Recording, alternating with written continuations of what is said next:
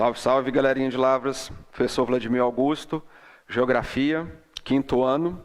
Hoje nós vamos falar sobre o relevo terrestre. Só relembrando aí o que a gente falou na aula passada, né? Sobre os oceanos Pacífico, Atlântico, Índico, Glacial, Ártico e Antártico, as correntes marítimas e os mares.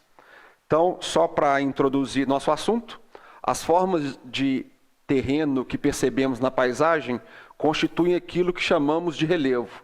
O conjunto de formas da superfície terrestre apresentam altitude variada e terrenos inclinados, planos ou arredondados, que influenciam na ocupação do espaço e no desenvolvimento das atividades humanas. Para a gente falar de relevo, gente, a gente tem que falar um pouquinho de rocha, tem que falar um pouquinho de altitude, tem que falar um pouquinho aí de que tipo de rocha que formou aquele tipo de relevo. Então nós vamos tentar falar um pouquinho sobre isso tudo aí. Então aqui, as principais formas de relevo: os planaltos, as depressões, as montanhas e as planícies. Normalmente o pessoal pergunta muito, né? Fala da questão da montanha, se não existe montanha aqui no Brasil.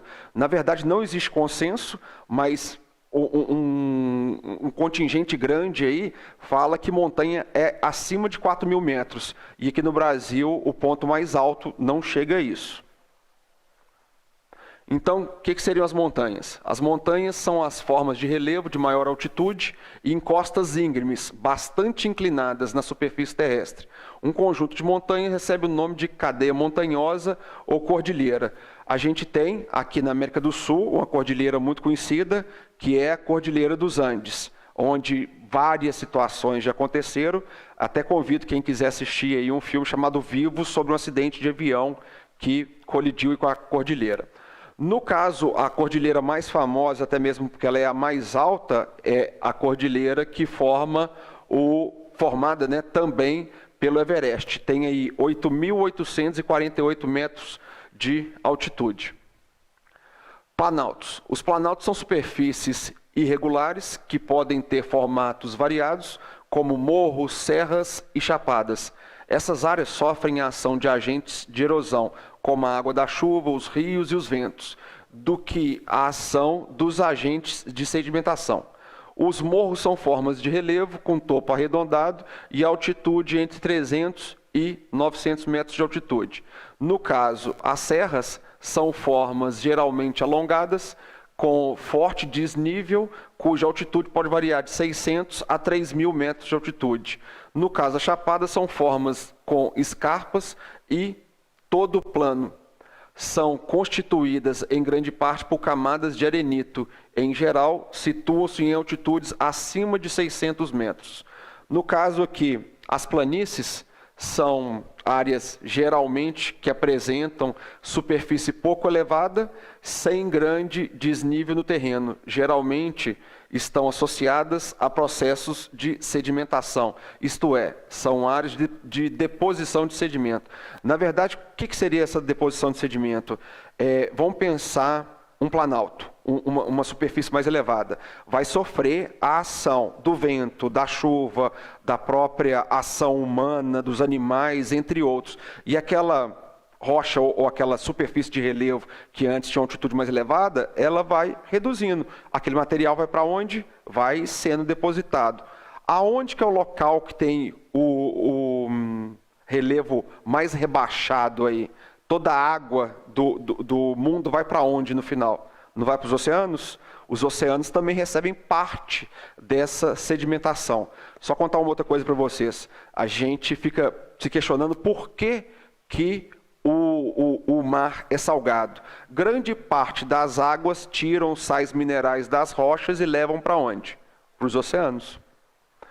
Então, continuando aqui, as depressões são as formas de relevo de altitude mais baixa do que do terreno ao seu redor.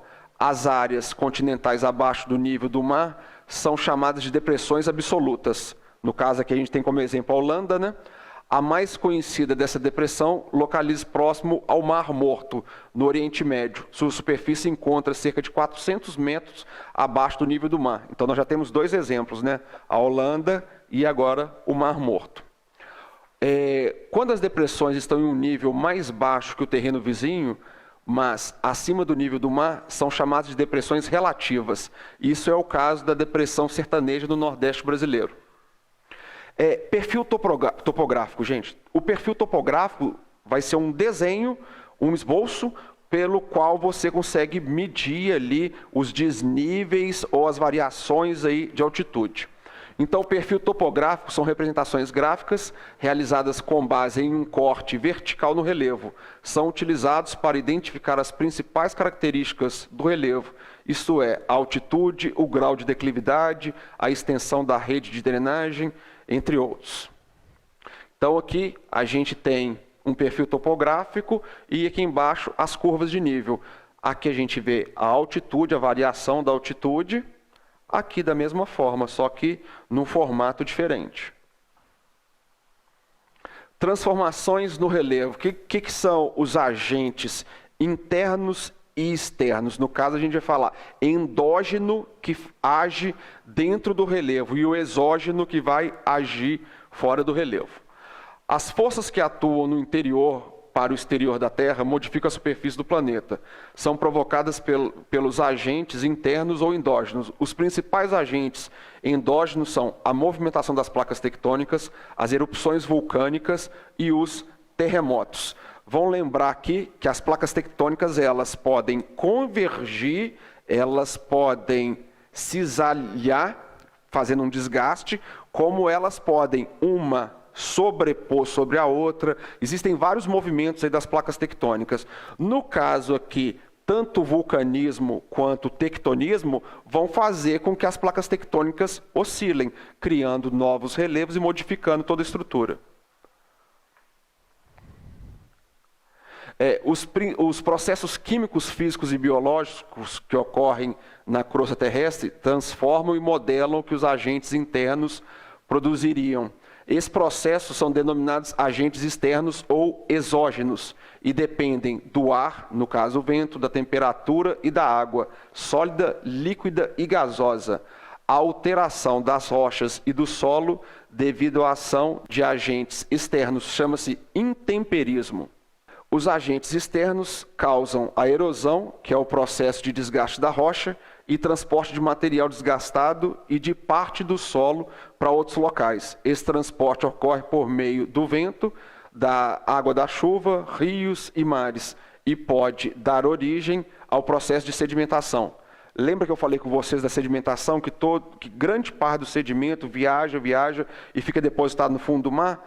Depositou, outra camada, outra camada, outra camada, você forma uma rocha.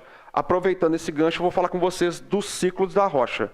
Primeiramente, a rocha ela não é líquida, ela vai, por meio de uma erupção, ebulir, digamos assim, vai extravasar do vulcão ou de algum orifício, e aí depois ela perde calor, ela vai solidificando. É o que acontece inicialmente, que o magma, a rocha ígnea, que é aquela rocha bem coesa. Vou dar o exemplo, aquela rocha que a gente usa para fazer alicerce de casa. Aqui, vulcanismo, solidificação. A rocha ígnea passa por intemperismo, passa por erosão, ela é sedimentada, podendo virar uma rocha sedimentar ou também seguir outro caminho, formando uma rocha metamórfica. O que é uma rocha metamórfica? É uma rocha híbrida, que ela tem características de mais de um tipo de rocha. Então nós temos 3 tipos de rocha. A ígnea ou intrusiva, que vai ser a magmática, temos a metamórfica e temos a sedimentar, 3 tipos de rocha. Aqui, como que da rocha a gente tem a origem do solo? Primeiro, a rocha matriz, rocha recém-exposta. Solo jovem, justamente a partir da fragmentação da rocha. Aí a gente vai ter a adição de matéria orgânica, outros elementos. A partir do momento que o horizonte de matéria orgânica vai crescendo, a rocha vai apodrecendo. Nesse último aqui, solo maduro. Praticamente a gente não tem mais rocha e a gente tem camadas diferentes do solo. Tipos de erosão. Erosão do gelo, que seria erosão glaciária, erosão antrópica causada pelo homem, pluvial e fluvial, chuva e rios, erosão eólica do vento, erosão marinha, provocada aí pela água do mar e dos oceanos. Para quem quiser procurar ou tiver curiosidade de dar prosseguimento nesse assunto, 2 livros, Relevos e Paisagens, Relevo Azul. Filmes, Formas de Relevo, Viagem ao Centro da Terra. Jogos, Descobrindo Relevos, Relevos do Brasil. Aqui o material que ajudou a gente a embasar essa aula. Despeço-me de vocês, desejando aí boas férias, bom descanso, voltem com carga total para a gente conseguir fazer aí um segundo semestre muito bom. Tchau para vocês.